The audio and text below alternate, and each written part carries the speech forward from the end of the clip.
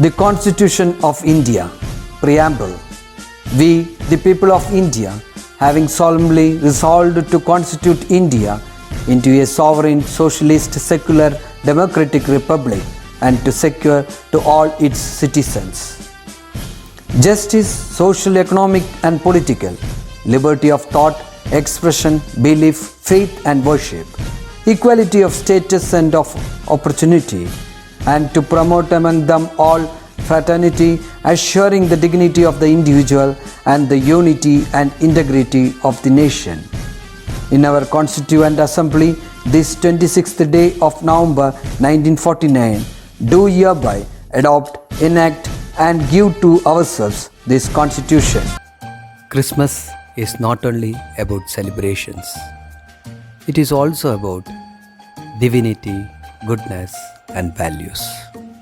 10 commandments in the Holy Bible. Each one teaches a value. Let's see what commandments teach us. Love God more than you love anything. It's love. Don't make anything in your life more important than God. It's loyalty. Always say God's name with love and respect. It's respect. Honor God by resting on the 7th day of the week. It's gratitude. Love and respect your parents. It's commitment. Don't hurt anyone.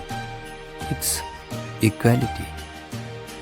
Always be faithful in your relationships. It's trust. Don't take anything that is not yours. It's contentment. Always tell the truth. It's honesty. Don't wish for other people's stuff. It's selflessness. These values make us a good human being. That is what Christmas is all about. Merry Christmas to all. Hi everyone. We all know that you all are waiting for the Christmas Eve, and at the same time you might have started writing resolutions in different colors of papers, right? To be determined, to be dedicated, to be updated, to be sensible, to be systematic and so on, isn't it? Today I wish to invite a little attention from your side. We all know that you people are on the run of proving your importance, right? Yes, the improvement exams are going on, and we wish all the plus 2 students to do their best at their exams.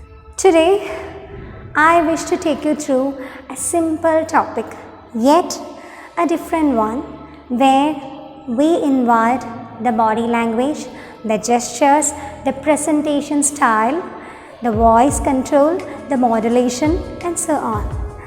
You might have got a hint of the word, right? We require some facial expressions combined with literal celebration of words here. We call this in short as presentation. So what a presentation need? The first and foremost thing were discussed in one of our former session, right?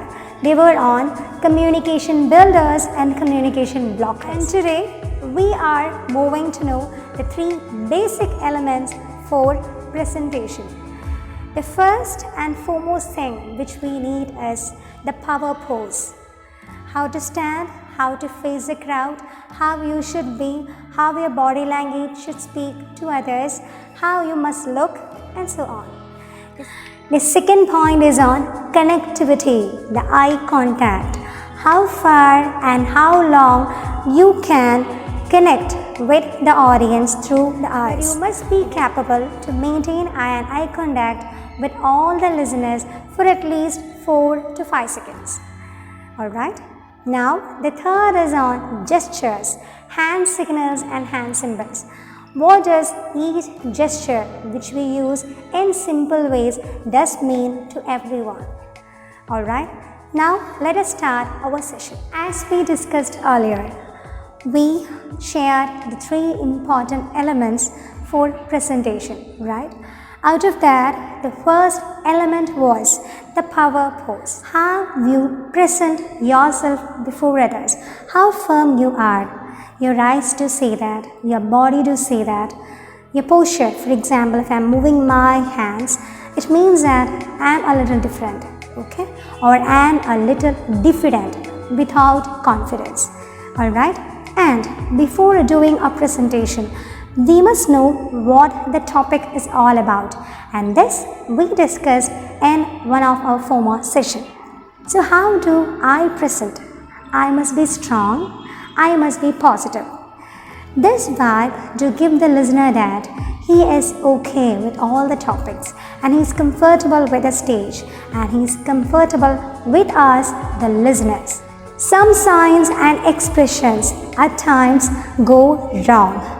Consciously and unconsciously, our body language do judge different, right? And some others do judge it as our agreement and disagreement.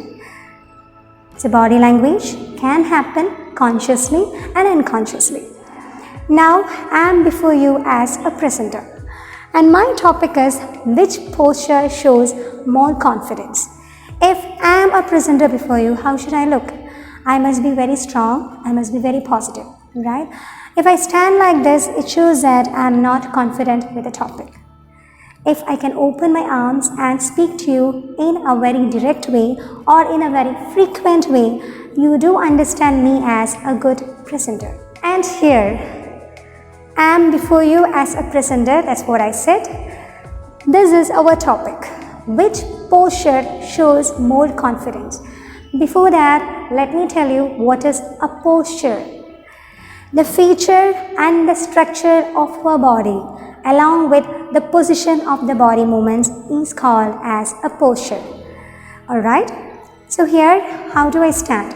I stand just before the slide, but I shouldn't read out from the slide, because if you read out from the slide and speak, you lose the eye contact with the listeners.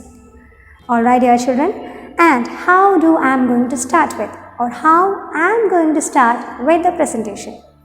I know the topic, which posture shows more confidence. Make a point to interact with the listeners too on this topic.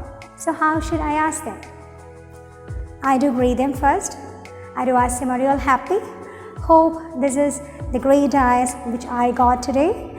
And here our topic for today is, right? After that, when we move to the first slide, you do read the first header or the title or the topic of the slide. Then you do start. Confidence, what does it mean? If you open your arms and say confidence, what does it mean?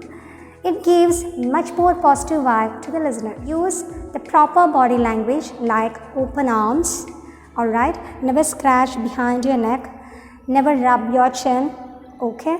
Never clasp your hands over and over the other arm, alright? Never pleat like this, okay dear children? So the posture should be like your shoulders should be broad, you should stand straight, and your eye contact should be with the listeners for 4 to 5 seconds, like this. Alright? Okay. Now let us move to the second topic. Connectivity plays a major role in this artificial intelligent world, isn't it?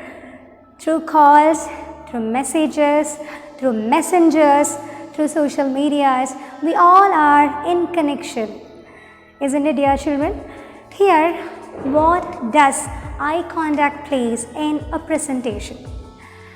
As we discussed in the first part, we should maintain an eye contact for around 4 to 5 seconds with the listener.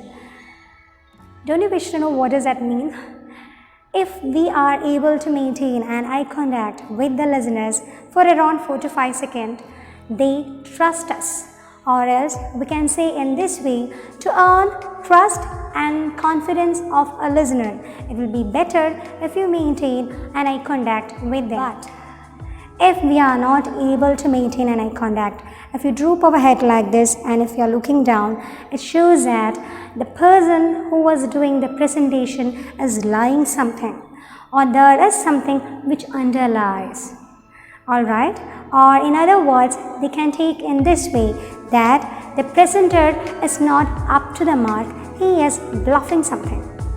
Okay, dear children, so remember to maintain an eye contact if you are with the seminars, if you are with a presentation, if you are with the paper presentation and so on. One-on-one sittings. One-on-one sittings do happen between an employee and an employer, or between a superior officer and the subordinate, isn't it? But how long we can maintain an eye contact with such scenarios, or in such scenarios, or in such meetings or discussion, how long should be the eye contact? We must maintain an eye contact for around 9 seconds, because that is a one-to-one sitting, and here we are speaking to the person in person. Now, our third element is hand gesture. You can see how I have closed my palms, right? It's very close to each other. If I stand like this is another body language which shows and tells you that I'm not at all confident and I am in anger with you. Alright, if I open my arms and speak, it tells you that I'm very clear with my genuine concept and evidence. Alright, how does a gesture define a person? Here we call that gesture as the body language. So in a body language, what all things that speak about? The eyes, the posture and the hand signs and symbols, which we call in short as gestures. Alright, G-E-S-T-U-R-E-S. Let me tell you what are the common hand gestures. 7% of the communication depends on the words we use. 38% comes out from the tone we use. For example, it was a great opportunity. Oh yes, it was a great opportunity. See the tone, how it has been changed. Both sentences are on opportunity, but the tone differs a lot. First tone was very gentle, second tone was with a pride, isn't it? So make sure that you do give importance to the tone, the words and the gesture we use. Let us know them one by one. Know our culture, right? We Indians have started greeting each other, or we know to greet each other through a namaste. How do we do that? With the two palms, we do bring the two inner palms close to each other. Remember, the palms, when they come close to each other, shouldn't be flat. It should be bulged a little, as if it resembles a butt. Alright, and it should come near to your chest. We call this gesture as Namaste. N-A-M-A-S-T-E is the spelling of Namaste. On the other hand, it do speak a lot for others. It means we bow before your greatness, or I am nothing before this universe. Alright, dear children, so let us know from this culture and let us move on to the other one. The other one is, we are very familiar with this sign, right? Either with the left hand or either with the right hand. This implies that you should stop it right now, isn't it? So this is a gesture to stop. Okay, now let us move to the third one. For example, if you are seeing me rubbing my chin, what does it mean to you? It means that I am a little confused. I don't know where to start with, where to end, how to speak, how to make you all people smile, how to make you all happy. I am just in a perplexed state. So person who is there in a perplexed state to always go with rubbing the chin. Alright, in case we get a chance to notice all this, make sure that the other person is in confusion. Now let us move to the fourth one. We always pray to God, right? How do we pray? We pray again with the arms close to the chest, and it should look like a butt. This is how we pray, right? But there is another posture. When we bring the fingers across the palms, or when the fingers cross other palm and cross other outer palm, This looks like we are pleading. What do we mean by plead? To request. Please forgive me. Right? This is how we plead. So this is a body language for pleading. P-L-E-A-D-I-N-G.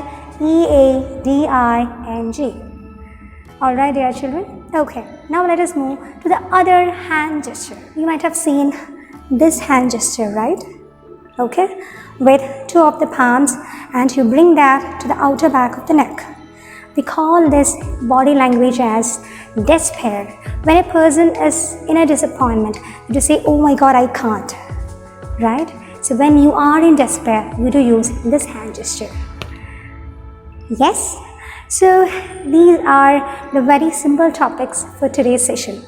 We have an assignment to do. Let's move to that.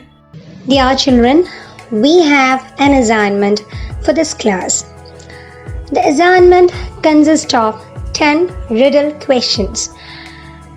Our activity is to find the answer for those questions, and we have to create, or we have to make a small beautiful story with the help of those words or those answers that we got for the riddle. In case if you're not able to do the story, at least try to find out the answers for the riddle. The first question of the riddle. Appreciations are on rail for sale. And question. You do take this or make this when your mind is in terms. You do decide and define yourself through this action. Let me repeat. You do decide and define yourself through this action. Fourth question. This is being considered as time dependent, and we do make it often. What is the other word for this? Fifth question. Years tell the age of this, and we fold. Sixth question. When we feel excited, we fill the mind with. Find out the word. Seventh question is here. To promise again and to ensure. Find the other word for that. Eighth one. This helps you to find the you in. This helps you to find the you in. Ninth question is here. We furnish and replenish the good moments along with this. We furnish and replenish the good moments along with this. 10th question. When we are low interest, how do we call us? When we are low interest, how do we call us? Hope these questions are very easy for you. Let me all wish you all the best. I am sure that you as the seniors do the assignments with much importance and sincerity. Take care of your health, take care of your throat. The season is winter, and we are very happy that you have started giving the wake-up calls for your class teachers. Make sure you are maintaining a good timetable for your wake-up and of course for your healthy diet. We appreciate your presence when you come here. Thank you. We'll meet and we'll see you with a next session, with an interesting session which make you understand that how a body language can be decoded.